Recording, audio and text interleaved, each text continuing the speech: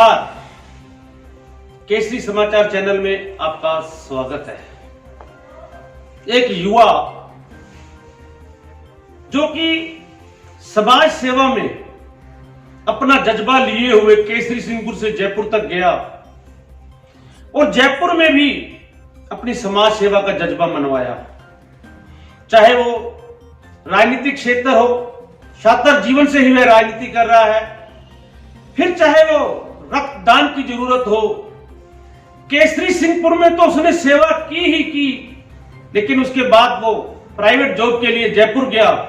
तो मुझे बताते हुए खुशी हो रही है कि उसने अपने जज्बे से जयपुर में भी रक्तदान करवाने में महत्वपूर्ण भूमिका अदा की। केसरी सिंहपुर से जब भी कोई फोन जाता था उनके पास कि यहां रक्त की जरूरत है इस पेशेंट को, तो हमारा वह भाई अपनी पूरी टीम के साथ हॉस्पिटल में पहुंच जाता था। तो जैसा कि मुझे सुनने में मिला है कि एक शख्स को तो 8 यूनिट ब्लड की जरूरत थी, केसरी सिंहपुर से फोन गया हुआ था, तो भाई ने वहां 8 यूनिट ब्लड की भी व्यवस्था करा दी।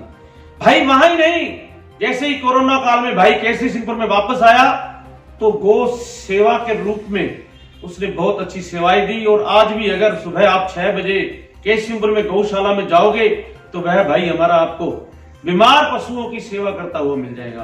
तो मैं आपको आज रूबरू कराने जा रहा हूं हमारे ही छोटे भाई, कस्बे के युवा जागरूक मेरे साथी उत्तम सिंह राठौड़ से। तो उत्तम जी, केसरी समाचार चैनल में आपका स्वागत है। उत्तम जी, आप छात्र जीवन से ही राजनीति कर रहे हो। हाँ जी। तो मुझे पहले तो अपने छात्र जीवन के बारे में बताएंगे। मुझे जब छात्र था, मैं देखता था कि स्कूल में जब कोई बच्चा फीस के लिए तड़पता था या कभी कोई ये होता कि कोई साइन करवाने के लिए भी आता था, उसको 50 गेड़े कटवाए जाते थे। तो मुझे यूं लगता था कि ये कोई या गरीब होता था या पीड़ित होता, उसी पर ही अत्याचार होता था। तो मुझे गुस्सा आता था और वैसे ही मेरे में गुस्सा बहुत है। और मैं शांत करो उत्तम जी, शांत करो। इस चीज को यूं सोचता था करवाऊं इसका काम। तब से मेरे में ये जाग गया कि मैं हर समस्या को लेकर आगे चलूंगा। वेरी गुड, बहुत अच्छा। तो आपने छात्र जीवन में राजनीति की है, अभी भी आप छात्र ही हो, मैं ये कह सकता हूं। तो आपको कोई पद भी मिला है? हाँ जी, मुझे एबीवीपी में 2014 में संयोजक का पद मिला था केसरी सिंहपुर से। ठीक है। उसके धीरे धीरे चलते चलते भाजपा मोर्चा में उपाध्यक्ष का पद मिला। ठीक है। और समाज में, मेरे राजपूत समाज में, मुझे अखिल भारतीय क्षत्रिय महासभा से तहसील अध्यक्ष बनाया। तो राजपूत समाज में भी आप पूरी राजनीति कर रहे हो? हाँ जी। तो उसके बारे में भी हमारे दर्शकों को बताएंगे। समाज में ये है जी, जब भी कोई हमारे तथ्यों से छेड़छाड़ होती है, जैसे अभी जैसे चल रहा है हमारे उदयपुर के जो वो राजभवन है, वहां के कुछ राजा महाराजाओं के बारे में तथ्य में छेड़छाड़ चल रही है, तो उसके बारे में हम सरकार को, जो सरकार ने 10वीं के माध्यम में जो अपने तो क्या राजा महाराजा के जो कुछ तथ्यों से छेड़छाड़ की है, उसमें हम क्या करते थे, अभी ज्ञापन देंगे, हम कल परसों भी देंगे। तो आपके पास पद कौन कौन से हैं राजपूत समाज में? अभी समाज में, क्षत्रिय समाज में मुझे राजपूत गण परिषद से तहसील अध्यक्ष बनाया, राजपूत गण परिषद से मुझे जिलाध्यक्ष बनाया गया है और क्षत्रिय महासभा से मुझे तहसील अध्यक्ष बनाया गया है। तो आप राजनीति के साथ साथ समाज सेवा में भी खूब रुचि लेते हो? हाँ जी, बिल्कुल। जैसा कि मैं देखता था आप रक्तदान में भी केसरी सिंहपुर में महत्वपूर्ण भूमिका अदा करते थे। इसके अलावा आपने जयपुर में जाके भी रक्तदान में महत्वपूर्ण भूमिका अदा की, उसके बारे में भी हमें जानकारी देंगे। हाँ जी, मुझे यहाँ से फोन आते थे केसरी सिंहपुर से कि इस वक्त इतना ब्लड चाहिए, या कोई पीड़ित परिवार होता था जिनका कोई नहीं होता, वहां पे सिर्फ माँ और बेटियां, सिर्फ 3 लोग ही होते थे, तो तुरंत मैं पहुंच जाता था। जब मुझे फोन आता था, मैं मेरे काम छोड़कर जाता था, मुझे यहां तक भी याद है।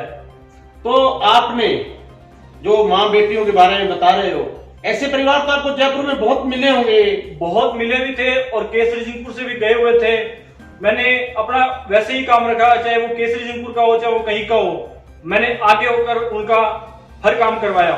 तो एक और वैसे तो दुखद घटना थी, केसरी सिंहपुर का एक युवा साथी हमारा जयपुर में एक्सपायर हो गया था कोरोना काल में।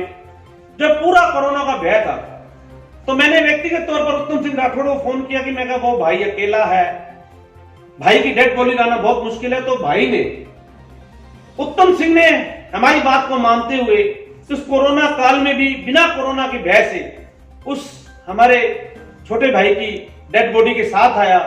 उत्तम जी, इसके लिए मैं केसरी समाचार चैनल आपका धन्यवाद वाले का, हालांकि अपना फर्ज है केसरीपुर का होने के नाते, लेकिन आपने उस समय में जब कोई डेड बॉडी के साथ टच भी नहीं करना चाहता, आना भी नहीं चाहता और दूर ही रहना चाहता है, आपने एक भाई का धर्म निभाया। मैं कहूँगा केसरीपुर में हम इकट्ठे रहते सभी भाई हैं।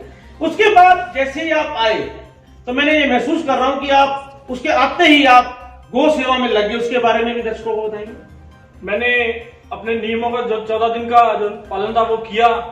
उसके तुरंत बाद में 14 दिन आप क्वारंटाइन रहे घर में? क्वारंटाइन में 14 दिन लगा पूरे रहा। बिल्कुल। मैंने नियम का पालन किया। मेरे पास किसी को मैं आने नहीं देता था, अपने रूम के अंदर इंटर नहीं होने देता था।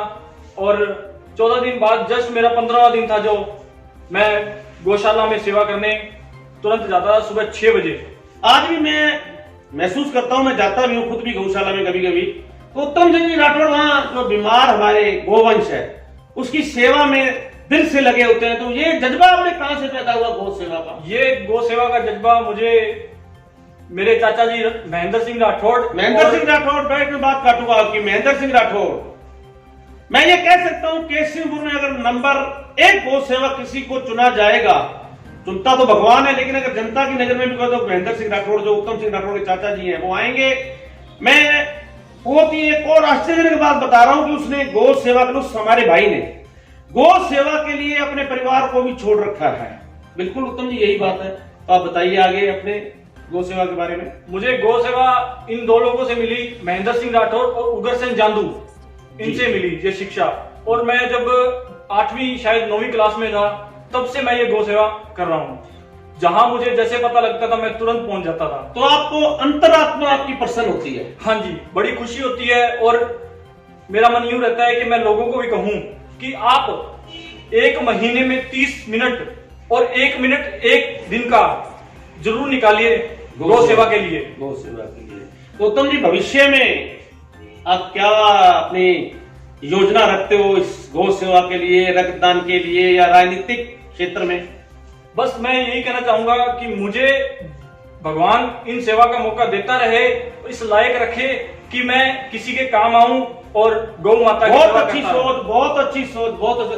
तो उत्तम जी, अंत में हमने केसरीपुर में ये केसरी समाचार चैनल शुरू किया, इसके बारे में आपका विचार? मुझे आपका ये सबसे अच्छा लगा चैनल की आपने हर समस्या और हर सुविधा को लोगों तक पहुंचाया और लोगों को बताया कि हमारे केसरी सिंहपुर में कहां क्या कुछ हो रहा है। घर बैठे हुए इस कोरोना के काल में आपने हर बात को हमने प्रयास किया है उत्तम जी कि हम प्रतिभाओं को भी आगे लाएं। लगातार हम इंटरव्यू भी ले रहे हैं।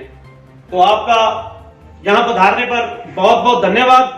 केसरी समाचार चैनल को ज्यादा से ज्यादा सब्सक्राइब करें, लाइक करें, शेयर करें और घंटी का बटन दबाएं। धन्यवाद।